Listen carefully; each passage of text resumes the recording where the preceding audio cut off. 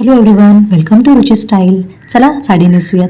So काही दिवसांपूर्वी मी साडीमध्ये ऑफिसला गेली होती आणि असा लुक क्रिएट केला होता. सो तो लुक मी कसा क्रिएट केला हेच मी आज तुम्हाला इथे सांगणार आहे. सो ही आहे माझी कॉटनची साडी. त्यावर मी ब्लाऊज जो आहे तो स्टिचच केलेला नाही आहे.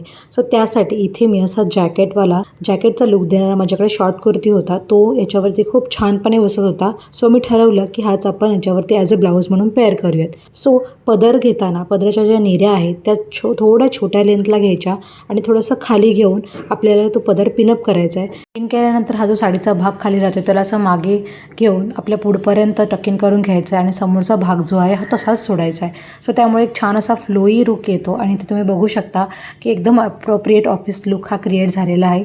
इथे मी ज्वेलरीसाठी मिशोवरून हा नेकपीस ऑर्डर केला होता. छान असा बोहो लुक ह्याच्यामुळे क्रिएट होतो आहे. त्याच्यावर सोबत इयरिंगसुद्धा आलेले आहेत. त्यानंतर मेकअप बेस माझा ऑलरेडी रेडी होता.